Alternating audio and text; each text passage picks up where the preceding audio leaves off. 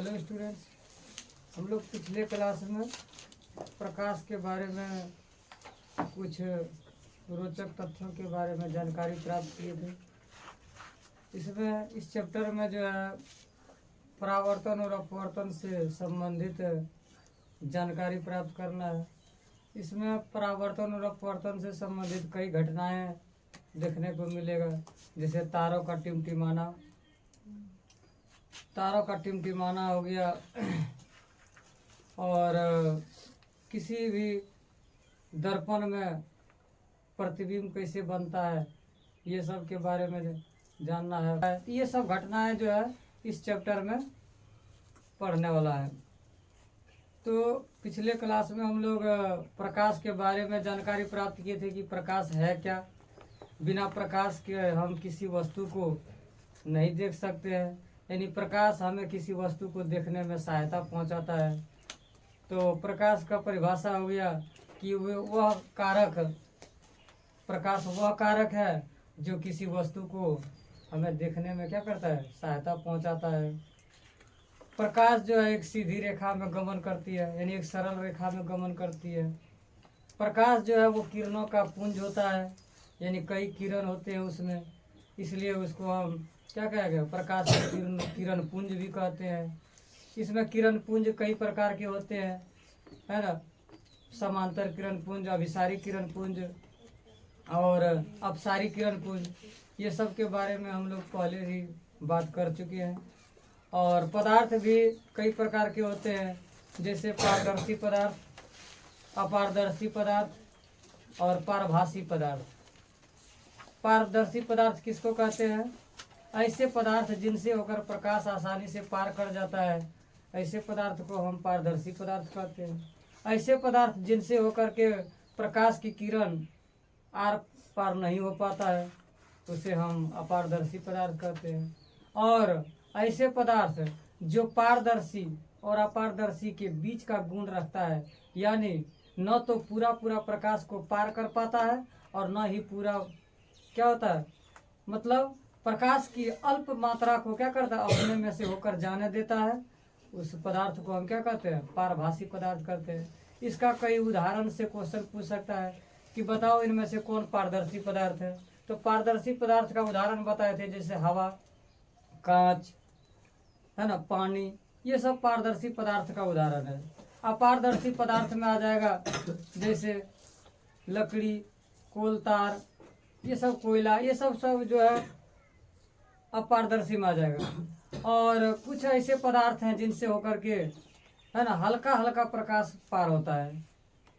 जैसे हो गया तुम्हारा जो गुब्बारे का जो रबर है वो खींचा हुआ, मतलब जब गुब्बारे को हम जब उसको रबर को खींचते हैं तो उससे हमें क्या होता है, हल्का प्रकाश उससे पार होता है। जैसे इसका उदाहरण हो गया बटर पेपर। एक पेपर होता है जिसको हम बटर पेपर कहते हैं, वो भी पारभासी पदार्थ का उदाहरण है। घना कोहरा जो है, यानी ठंडी के मौसम में जो कोहरा छा जाता है, वो भी पारभासी पदार्थ का उदाहरण है। तो ऐसे कई उदाहरण है पारभासी का। तो अब हम लोग चलते हैं प्रकाश का परावर्तन। अभी तक हम लोग देख रहे थे प्रकाश के बारे में, अब हम लोग देखते हैं ये परावर्तन के बारे में। प्रकाश का परावर्तन, प्रकाश का परावर्तन, परावर्तन का मतलब ही होता है लौटना, आ करके लौट जाना को परावर्तन कहते हैं। जैसे इस दीवार पर हम एक गेंद फेंके तो गेंद वापस रिटर्न हो जाएगा, यानी गेंद का परावर्तन हो जाएगा। तो उसी प्रकार से जब हम किसी प्रकाश को किसी चमकीले पदार्थ पर क्या करते हैं, डालते हैं, या उस पर जब कोई प्रकाश चमकीले पदार्थ पर आकर के क्या होता है, आपतित होता है, तो वापस फिर लौट जाता है। इसी को हम कहते हैं परावर्तन, मतलब जा करके लौट जाना को हम कहते हैं परावर्तन। परावर्तन का अर्थ हो गया एक तरह से लौट जाना। तो कैसे लौटेगा, चमकीला सतह होना चाहिए। अब बताओ, हम इस दीवार पर यदि हम टॉर्च मारे तो प्रकाश वापस लौट के नहीं आएगा, क्योंकि ये दीवार जो है चमकीला नहीं है। परावर्तन होने के लिए उसको चमकीला सतह चाहिए। जो अभी हम बताए थे कि पारदर्शी पदार्थ, तो पारदर्शी पदार्थ में वो लौटता नहीं है, क्योंकि उसका दोनों सतह चमकीला होता है। तो वो क्या होता है, आर पार हो जाता है। जब आर पार हो जाता है तो फिर प्रकाश लौटेगा नहीं। तो प्रकाश लौटने के लिए एक सतह चमकीला चाहिए और दूसरी सतह जो है ना चमकीला नहीं होना चाहिए, है ना। तो कोई भी जो चमकीला सतह है या परावर्तक पृष्ठ कह सकते हैं, जिससे परावर्तन होता है, तो परावर्तक पृष्ठ से ही क्या होता है ना, प्रकाश क्या होता है, लौटता है, मतलब टकरा करके लौट जाता है। इसी को हम प्रकाश का परावर्तन कहते हैं। तो यानी परावर्तन होने के लिए चमकीले सतह का होना बहुत जरूरी है। कोई खुरदुरा सतह से परावर्तन नहीं होता है। तो यहाँ पर हम लोग जो देख रहे हैं, जो परावर्तक पृष्ठ देखेंगे वो दर्पण के रूप में देखेंगे हम लोग, ठीक है। तो दर्पण कैसे बनता है, दर्पण बनता है कैसे, तो कोई कांच को लिया जाता है, कांच, ठीक है, और उसका एक सतह को रंगीन कर दिया जाता है।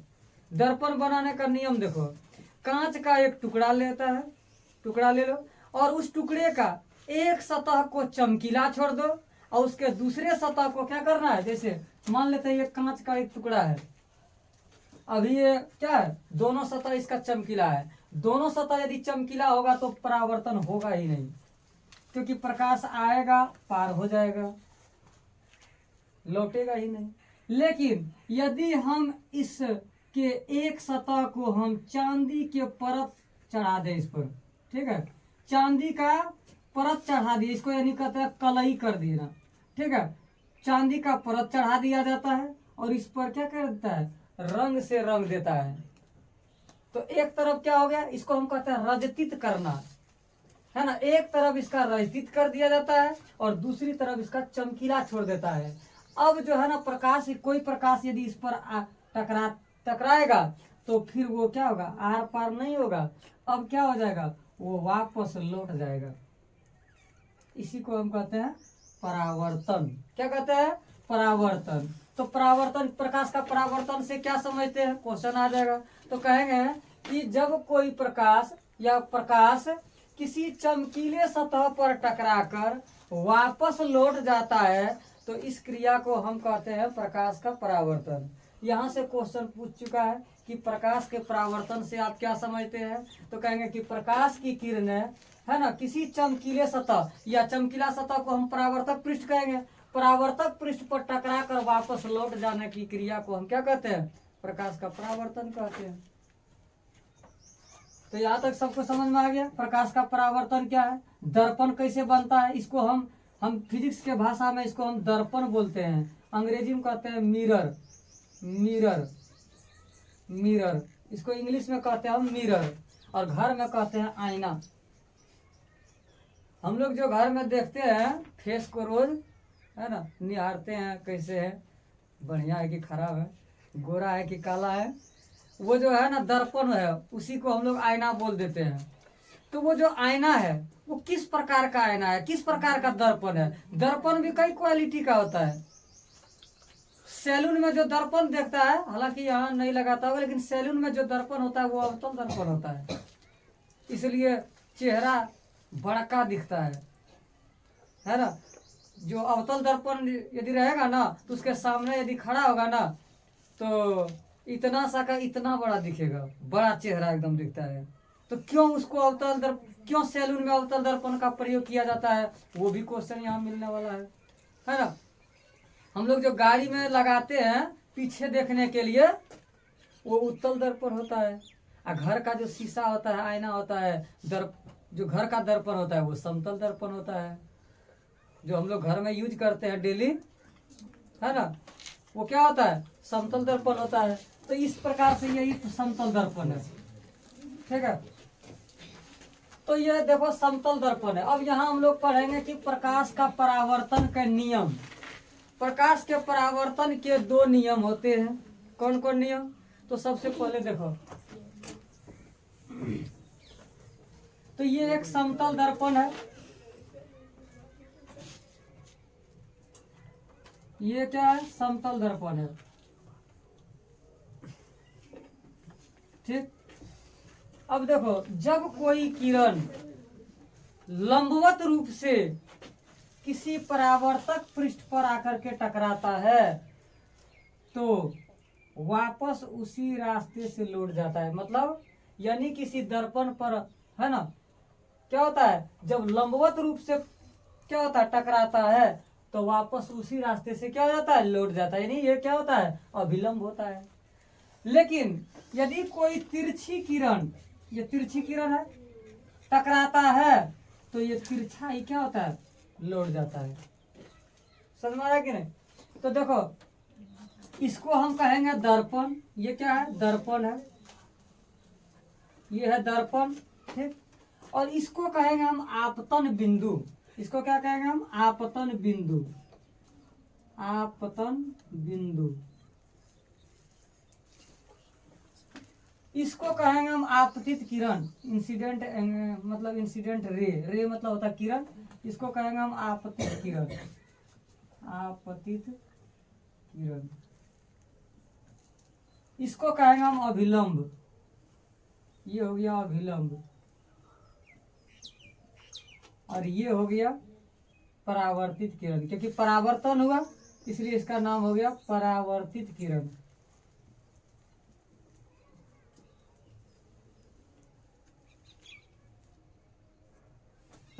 अब बताओ, यहां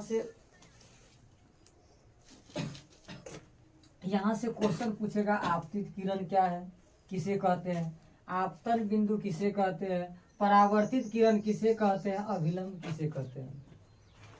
क्वेश्चन पूछ सकता है यहाँ पर, तो ध्यान से सुनेगा। दर्पण क्या है, तो दर्पण जो है वो एक चमकीला, है ना, उसका एक सतह चमकीला होता है जबकि दूसरा सतह रजतित होता है। इसी को हम दर्पण कहेंगे। यानी कि कोई किरण आकर के, है ना, इस पर यदि टकराता है तो वापस लौट जाता है। ठीक। अब बताओ, आपतन बिंदु किसको कहते हैं, तो सबसे पहले ये देखो, आपतित किरण किसको कहते हैं। तो आपतित किरण क्या है, समझ में रहे हैं। तो कोई किरण, है ना, जो किरण क्या होता है, दर्पण पर, यानी परावर्तक पृष्ठ को, ये क्या है, परावर्तक पृष्ठ है। तो जो किरण परावर्तक पृष्ठ पर आकर के टकराता है उस किरण को ही हम आपतित किरण कहते हैं। समझ में कि नहीं? एक तरह से हम कह सकते हैं आने वाली किरण, देखो ये आ रही है, दर्पण पर टकरा रहा है, ठीक है, तो ये आने वाली किरण को ही हम आपतित किरण कहेंगे। और दूसरा, वापस लौट करके जाने वाली किरण को हम क्या कहेंगे, परावर्तित किरण कहेंगे। यानी यहाँ पर टकरा करके परावर्तित हो गया, यानी वापस उसी तल में, उसी तरफ क्या हो गया, लौट गया। तो परावर्तित किरण क्या है, तो कहेंगे कि जब किरण किसी दर्पण पर आपतित होता है और आप उसके बाद ये वापस, है ना, लौट जाती है, उस किरण को हम क्या कहते हैं, परावर्तित किरण कहते हैं। तो परावर्तित किरण समझ में आ गया। उसके बाद अभिलंब। अभिलंब जो है वो दर्पण पर क्या होता है, क्या होता है, लंबवत रूप से क्या होता है, आपतित होता है और उसी रास्ते से, उसी पथ पर वापस लौट जाती है, उस किरण को हम कहते हैं अभिलंब। अब ध्यान से देखो, इसका नियम कहेगा, परावर्तन का नियम से क्या समझते हैं, तो हम कहेंगे कि परावर्तन का नियम से आप क्या समझते हैं। तो परावर्तन का नियम क्या है, यानी प्रकाश का परावर्तन, है ना, यानी जिस नियम का पालन करता है ना, उसी नियम को हम क्या कहेंगे, प्रकाश का परावर्तन कहेंगे, परावर्तन का नियम कहेंगे। अब देखो, इसके परावर्तन के दो नियम है, प्रकाश के परावर्तन के दो नियम है। कौन कौन नियम है, तो सबसे पहले एक नियम देखो कि ये आपतित किरण, परावर्तित किरण और ये आपतन बिंदु पर अभिलंब तीनों एक ही तल में होते हैं। पहला नियम, ये क्वेश्चन बहुत इंपॉर्टेंट है, कई बार पूछा हुआ है, अब पूछते रहता है कि परावर्तन के किन्हीं दो नियमों को लिखें। तो ये आपतन बिंदु के बारे में समझ में आ गया कि आपतित किरण दर्पण के जिस बिंदु पर आकर के टकराता है उस बिंदु को ही हम आपतन बिंदु कहते हैं। देखो ये आपतित किरण है, इस दर्पण का इस बिंदु पर टकराया, इस बिंदु को ही हम आपतन बिंदु कहेंगे। ठीक है, तो यहाँ पर देखो ये आपतित किरण और ये परावर्तित किरण और ये आपतन बिंदु पर जो ये अभिलंब है, तीनों एक ही तल में होते हैं। पहला हो गया ये नियम। दूसरा नियम ध्यान से देखो, ये आपतित किरण अभिलंब के साथ एक कोण बना रहा है, इसलिए इस कोण का नाम हो गया आपतन कोण, क्योंकि आपतित किरण बना रहा है आपतन कोण। इसको हम आई से दिखाते हैं, कोण आई से। ठीक है, तो आपतित किरण न बना रहा है ये कोण, इसलिए इस कोण का नाम हो गया आपतन कोण। अब परावर्तित किरण बनाएगा तो नाम हो जाएगा परावर्तन कोण। यदि आपतित किरण अभिलंब के साथ कोण बनाए तो आपतन कोण, और ये परावर्तित किरण अभिलंब के साथ कोण बनाता है तो इसको कहते हैं हम परावर्तन कोण। समझ में आ रहा किनारा? तो यही दो नियम है, आपतित किरण, परावर्तित किरण, और ये जो आपतन बिंदु है इस पर जो ये अभिलंब है, ये तीनों क्या होते हैं? एक ही तल में होते हैं। पहला नियम। दूसरा नियम देखो, ये जो आपतन कोण है और ये जो परावर्तन कोण है दोनों बराबर होता है, यानी आपतित किरण आपतन कोण परावर्तन कोण के बराबर होता है। यही तो नियम है इसका। तो यहाँ से क्वेश्चन क्या क्या पूछ सकता है? आपतित किरण क्या है, परावर्तित किरण क्या है, आपतन बिंदु क्या है ना? समझ में आ रहा है कि नहीं? कह देगा परावर्तन का नियम से क्या समझते हैं? समझ में आ रहा है कि ना? परावर्तन का नियम से क्या समझते हैं? यानी प्रकाश का परावर्तन से आप क्या समझते हैं? प्रकाश के परावर्तन का नियम क्या है? यानी ये जिस नियम का फॉलो करते हुए क्या होता है, कोई आपतित किरण दर्पण पर टकरा करके वापस लौट जाती है, इसी नियम को हम, यानी जिस नियम का फॉलो करता है उसी नियम को हम क्या कहते हैं? प्रकाश के परावर्तन का नियम कहते हैं। अब प्रकाश के परावर्तन के दो नियम है। कौन कौन नियम है? तो आपतित किरण, परावर्तित किरण और ये आपतन बिंदु पर अभिलंब, तीनों एक ही तल में होते हैं। पहला हो गया। दूसरा क्या हो गया? ये आपतन कोण ये परावर्तन कोण के बराबर होता है। ठीक है, आपतन कोण को इंसिडेंट एंगल कहते हैं, परावर्तन कोण को रिफ्लेक्ट एंगल कहते हैं। तो बोलो, ये रिफ्लेक्ट एंगल आर से दर्शाते हैं और आपतन कोण को, इंसिडेंट एंगल को हम आई से दर्शाते हैं। तो यहाँ से क्या हो गया? दूसरा नियम क्या हो गया कि कोण आई जो है वो कोण आर के बराबर होता है।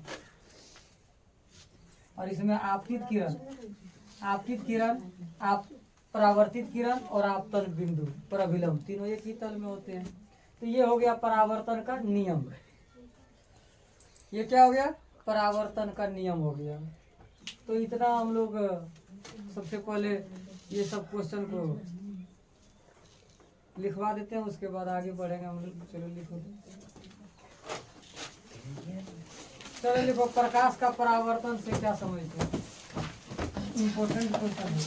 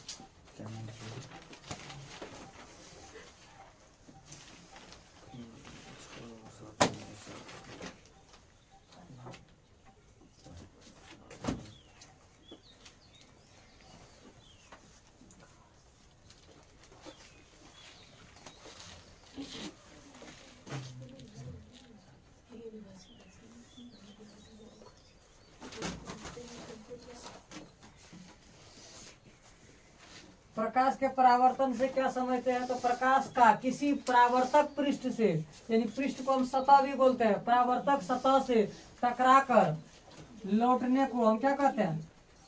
टकरा कर लौटने को प्रकाश का परावर्तन कहते हैं। टकरा कर लिख दो वापस। वापस लौटने को या लौटने की क्रिया को प्रकाश का परावर्तन कहते हैं।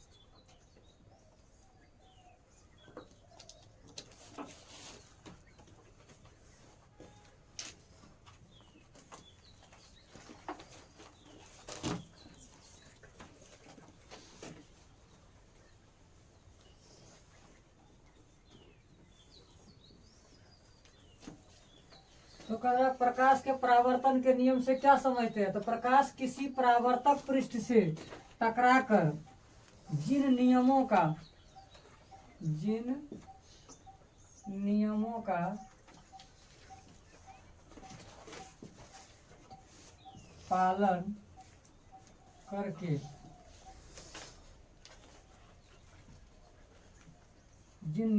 पालन करके परावर्तित होता है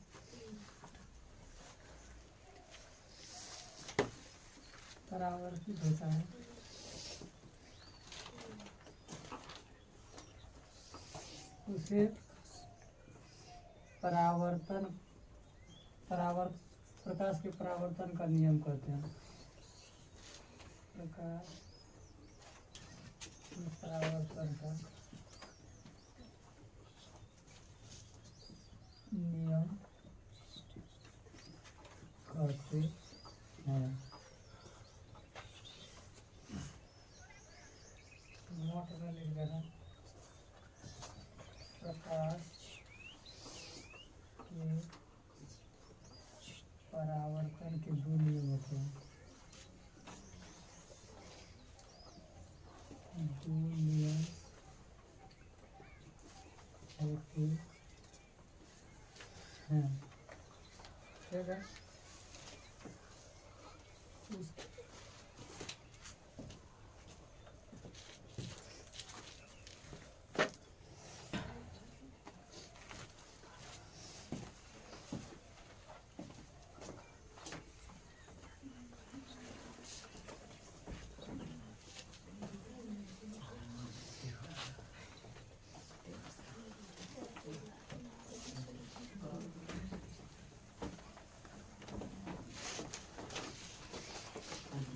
चलो नेक्स्ट क्वेश्चन है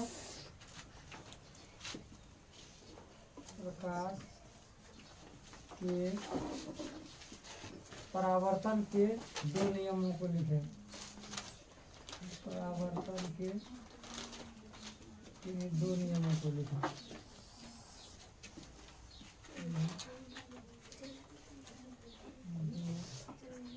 नियमों को लिखें।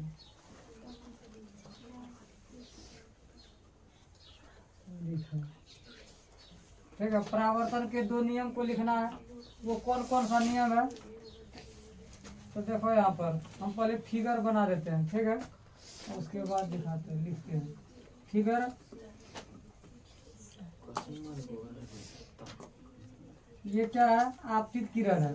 ध्यान से देखेगा, ये क्या है? आपतित किरण है और जिस बिंदु पर आकर के टकराया इसको हम कहते हैं आपतन बिंदु। ठीक, और यहाँ पर क्या होता है? ये क्या हो गया? परावर्तित किरण हो गया।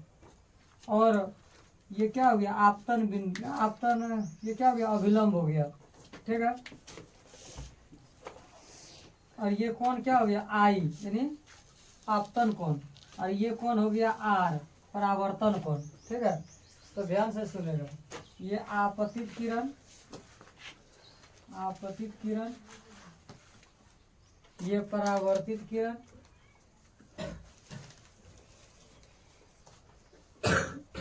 और ये हो गया आपतन अभिलंब,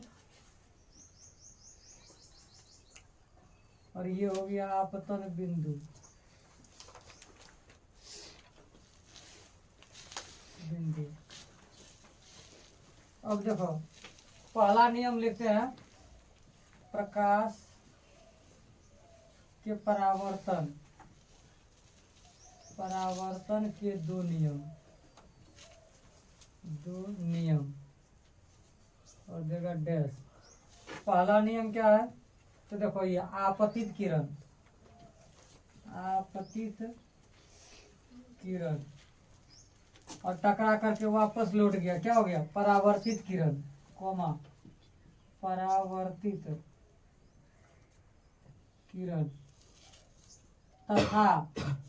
तथा ये जो आपतन बिंदु पर यह अभिलंब है, तो डायरेक्ट अभिलंब भी लिख सकता है, नहीं तो लिखो आपतन बिंदु पर अभिलंब। अभिलंब किस पर होता है? आपतन बिंदु पर होता है, तो आपतन बिंदु पर अभिलंब, आपतन बिंदु पर अभिलंब, अभिलंब।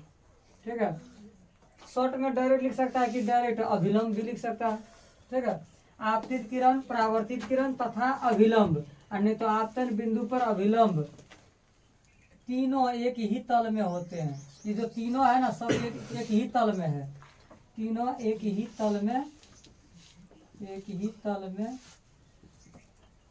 होते हैं। ये पहला नियम हो गया, एक ही तल में होते हैं, ये पहला नियम हो गया। दूसरा नियम क्या है? ये जो आपतन कोण है किसके बराबर होता है? इस कोण के बराबर। ये क्या है? ये परावर्तन कोण है। तो देखो दूसरा नियम क्या है? आपतन कोण, आपतन कोण किसके बराबर होता है? परावर्तन कोण के बराबर होता है, परावर्तन कोण के बराबर होता है, होता है। यही इसका क्या है? दो नियम है। चलो इसको उतारो।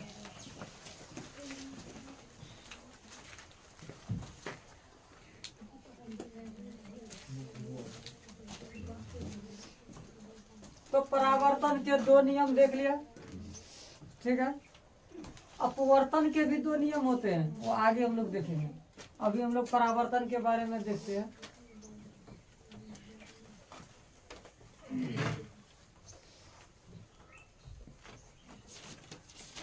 अब देखो, अभी हम जो परावर्तन का नियम दिखाए, ये जो फिगर दिखाया है, इसमें जो दर्पण था वो समतल दर्पण है।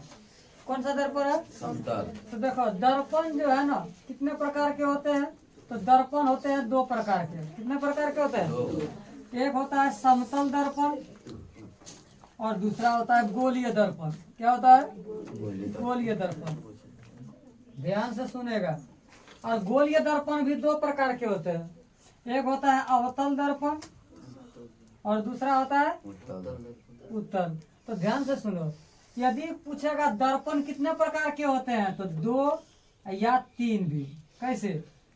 तो एक होता है समतल, दूसरा गोलीय। और गोलीय में भी क्या होता है? 2 गो। तो 1 2 3 गो नहीं हो जाएगा? 2 प्रकार के समतल और गोलीय दर्पण, लेकिन 3 भी कह सकते हैं इसको। कैसे? तो समतल और गोलीय दर्पण में 2 ठो, अवतल और उत्तल। तो टोटल कितना हो गया? समतल, अवतल और उत्तल। तो पूछेगा गोलीय दर्पण कितने प्रकार के होते हैं? 3।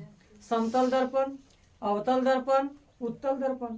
3 नहीं ऑप्शन में रहेगा तब 2। कौन कौन? तो समतल और एक गोलीय। तो गोलीय में 2 गो रहता है, अवतल और उत्तल। अब हम लोग देखते हैं समतल के बारे में। ठीक है, समतल दर्पण में कैसा प्रतिबिंब बनता है? यहाँ से क्वेश्चन पूछता है। समतल दर्पण में बने प्रतिबिंब समतल दर्पण द्वारा किसी वस्तु। अच्छा, यहाँ पर हम वस्तु को क्या कहते हैं? वस्तु को हम फिजिक्स की भाषा में क्या कहते हैं? बिंब कहते हैं। क्या कहते हैं? बिंब, यानी ऑब्जेक्ट। इंग्लिश में ऑब्जेक्ट बोलेंगे, बिंब भी बोलेंगे, वस्तु भी बोलेंगे। ठीक है, और इसकी जो छाया है, इसकी छाया को हम क्या कहेंगे? बिंब की छाया को प्रतिबिंब बोलते हैं। प्रतिबिंब यानी इसका जो फिगर बनता है दर्पण द्वारा, जो इसका जो है ना फिगर बनता है, यानी है ना, उसको हम प्रतिबिंब कहते हैं। तो ध्यान से सुनो, तो यहाँ पर हम लोग देखेंगे समतल दर्पण में कैसा प्रतिबिंब बनता है। तो समतल दर्पण में हमेशा हमेशा काल्पनिक, काल्पनिक को हम आभासी बोलते हैं। काल्पनिक को क्या बोलते हैं? आभासी और सीधा प्रतिबिंब बनता है। आभासी और सीधा प्रतिबिंब बनता है। कहेगा कैसे बनता है प्रतिबिंब? तो दिखाते हैं। ये है एक समतल दर्पण। क्या है? समतल दर्पण है। ठीक, ये समतल दर्पण है। अब मान लेते हैं कि यहाँ पर एक क्या है? यहाँ पर एक ऑब्जेक्ट है, यानी एक वस्तु है, बिंब है। अब यहाँ से प्रकाश आया, ये क्या हुआ? बिंब से, यानी यहाँ से ये जो वस्तु है, यहाँ से प्रकाश आया, इस दर्पण पर टकराया, और टकरा करके क्या हो गया?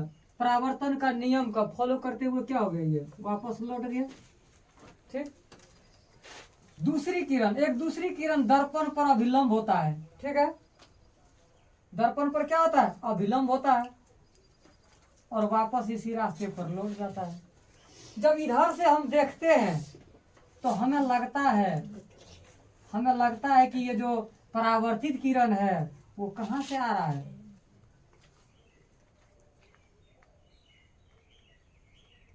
ये ओ है, ओ डैश से आते हुए नजर आता है। इसका मतलब इस वस्तु का प्रतिबिंब यहाँ पर बना है। समझ में आया कि नहीं? जब कोई प्रकाश समतल दर्पण पर टकरा करके वापस लौटता है तो परावर्तित किरण जो है वो कहाँ से लौटते हुए आ रहा है? आभास प्रतीत होता है। लगता है कि यहाँ से ये क्या हो रहा है? देखो, यहाँ से ये क्या हो रहा है? आ रहा है, वापस लौट रहा है। इसका मतलब इसका प्रतिबिंब जो है यहाँ पर आभासी प्रतिबिंब बन रहा है, क्योंकि आभास न हो रहा है कि ये जो लौटी हुई किरणें कहाँ से निकल रही है। बिंदु ओ डैश से आती हुई प्रतीत हो रहा है। प्रतीत होना का मतलब महसूस होना, आभास होना। तो ओ डैश से, है ना, आती हुई क्या हो रहा है? आभास हो रहा है। इसलिए इस वस्तु का प्रतिबिंब ये ओ डैश हुआ। तो कैसा प्रतिबिंब बना? आभास हो रहा है हमको, इसलिए आभासी प्रतिबिंब हो गया। और आभासी प्रतिबिंब हो गया और ये सीधा हुआ। देखो, ये सीधा बनता है कि नहीं? सीधा बन रहा है। ठीक है, तो पूछेगा समतल दर्पण द्वारा किसी वस्तु या बिंब का बने प्रतिबिंब का क्या बनाइए, क्या बताइए? प्रकृति बताइए। प्रकृति का मतलब वो कैसा बन रहा है, उसका नेचर कैसा है, प्रकृति। तो प्रकृति इसका यही है कि ये किसी वस्तु का आभासी प्रतिबिंब बनता है समतल दर्पण द्वारा, और क्या, वो वस्तु की अपेक्षा सीधा बनता है। तो हमेशा सीधा बनेगा और हमेशा ही क्या होगा? आभासी बनेगा। कभी वास्तविक नहीं बनेगा। रियल प्रतिबिंब नहीं बनता है इसमें। हमेशा वास्तविक, हमेशा काल्पनिक प्रतिबिंब बनता है, आभासी प्रतिबिंब बनता है। आभासी को हम क्या कहते हैं? आभासी प्रतिबिंब को हम कहते हैं काल्पनिक। तो हम काल्पनिक बोले या आभासी बोले, एक ही चीज है। तो आभासी को हम क्या बोलेंगे? काल्पनिक प्रतिबिंब। काल्पनिक बोलेंगे तो समझो आभासी है। क्यों? क्योंकि हमें यहाँ से आभास होते हुए प्रतीत हो रहा है, वो क्लियर नहीं है। आभास हो रहा है, इसलिए आभासी प्रतिबिंब बन रहा है। तो समझ में आ गया कि समतल दर्पण में प्रतिबिंब कैसा बनता है। तो लिखो, क्वेश्चन पूछेगा, ये फिगर को उतारने की कोई जरूरत नहीं, हम लोग को दिखा दी कि कैसे बनता है आभासी प्रतिबिंब। तो प्रश्न लिखो, इम्पोर्टेंट क्वेश्चन है ना। समतल दर्पण द्वारा, समतल दर्पण द्वारा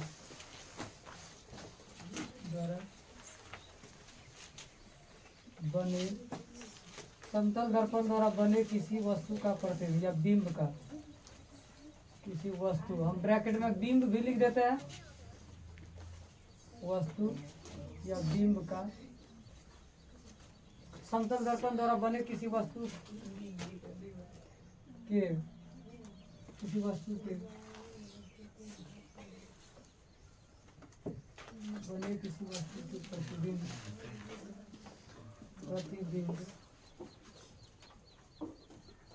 की प्रकृति बताएं, की प्रकृति बताएं, है ना। तो कह रहा समतल दर्पण द्वारा बने किसी वस्तु के प्रतिबिंब की प्रकृति बताए, कैसा प्रतिबिंब बनता है। तो लिखेगा समतल दर्पण, समतल दर्पण द्वारा किसी वस्तु का प्रतिबिंब या बिंब का प्रतिबिंब, इसको इम्पोर्टेंट कर लेना, ये इम्पोर्टेंट क्वेश्चन है। वहां भी जो वो जो परावर्तन के नियम बताए थे, 2 नियम, वो भी इम्पोर्टेंट है। वस्तु का प्रतिबिंब हमेशा आभासी और सीधा, आभासी और सीधा बनता